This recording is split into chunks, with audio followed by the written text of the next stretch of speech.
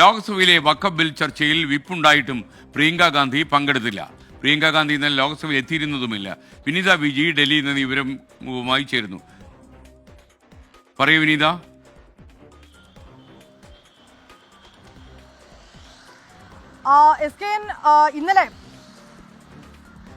ഇന്നലെ ഈ വഖഫ് ബില്ലിന്മേൽ വലിയ ചർച്ചകൾ തന്നെയാണ് നടന്നിട്ടുണ്ടായിരുന്നത്. എല്ലാ അംഗങ്ങളും പങ്കെടുക്കണമെന്ന് നേരത്തെ തന്നെ കോൺഗ്രസ് വിപ്പും നൽകിയിട്ടുണ്ടായിരുന്നു. പക്ഷേ ഈ ചർച്ച നടക്കുമ്പോൾ പ്രിയങ്ക ഗാന്ധി ചർച്ചയിൽ പങ്കെടുത്തിട്ടുണ്ടായിരുന്നില്ല. ഒപ്പം തന്നെ സഭയിൽ നിന്ന് വിട്ടുനിൽക്കുകയായിരുന്നു. പൂർണ്ണമായും കോൺഗ്രസിന്റെ മേൽ പ്രിയങ്ക ഗാന്ധി ഒരു വിപ്പ് ലംഘനം തന്നെയാണ് നടത്തിയിരിക്കുന്നത്. അതേസമയം രാഹുൽ ഗാന്ധി ഈ സഭ ആരംഭിച്ചപ്പോൾ ആ സഭയിൽ എത്തിയിരുന്നില്ല. അദ്ദേഹം ഏതാണ്ട് 1 മണിയോടുകൂടിയാണ് സഭയിലേക്ക് എത്തിയത്. പക്ഷേ ഈ ചർച്ചകളിൽ അദ്ദേഹം പങ്കെടുക്കുകയോ അല്ലെങ്കിൽ അതുമായി ബന്ധപ്പെട്ട് സംസാരിക്കുകയോ ചെയ്തിട്ടുണ്ടായിരുന്നില്ല. കോൺഗ്രസിനെ പ്രതിനിധീകരിച്ച മറ്റു എംപിമാരൊക്കെയാണ് സംസാരിച്ചിട്ടുണ്ടായിരുന്നത്. ഈ രാത്രി വോട്ട് എടുപ്പ് നടക്കുന്ന വേളയിലും പ്രിയങ്ക ഗാന്ധി സഭയിൽ എത്തിയിട്ടുണ്ടായിരുന്നില്ല. പൂർണ്ണമായും കോൺഗ്രസ് നൽകിയിരുന്ന വിപ്പ് ലംഘനം തന്നെയാണ് പ്രിയങ്ക ഗാന്ധിയുടെ ഭാഗത്തു നിന്നുണ്ടായിരിക്കുന്നത്. ഇതിൽ എന്ത് വിശദീകരണമാണ് പ്രിയങ്ക പാർട്ടി നേതൃത്വത്തിന് നൽകിയതെന്ന കാര്യം കൂടി ഇനി അറിയേണ്ടതായിട്ടുണ്ട്. പക്ഷേ ഇതുവരെയായും അത് സംബന്ധിച്ചുകൊണ്ടുള്ള വിശദീകരണമോ അല്ലെങ്കിൽ എന്തുകൊണ്ട് മാറി നിന്നുവെന്നുള്ള കാര്യമോ കോൺഗ്രസ് വ്യക്തമാക്കിയിട്ടില്ല. ഇന്നലെ നമുക്ക് ഈ സഭ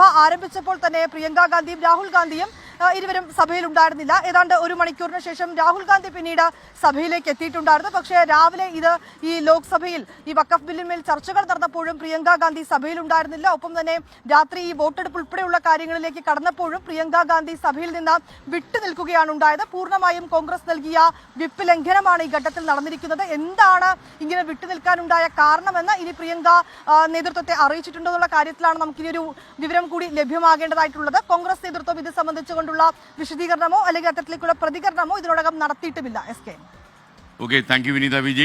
ലോകത്തെവിടെയായാലും ഏത് സമയത്തും 24 വാർത്തകളും ഓഗ്മെന്റഡ് റിയാലിറ്റി പാക്കേജുകളും എക്സ്പ്ലെയിനറുകളും വിശദമായി കാണാൻ ഞങ്ങളുടെ യൂട്യൂബ് ചാനൽ നിങ്ങൾക്ക് സബ്സ്ക്രൈബ് ചെയ്യാം.